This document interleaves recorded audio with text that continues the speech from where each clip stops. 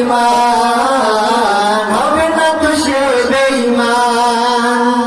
মুমিন বলবে তোকে ঈমান নিয়ে বুকে নিশ্চিত তুই দাজ্জাল আসবে এই মহাকাল, রুখতে হবে দাজ্জাল আসবে এই মহাকাল, রুখতে হবে দাজ্জাল।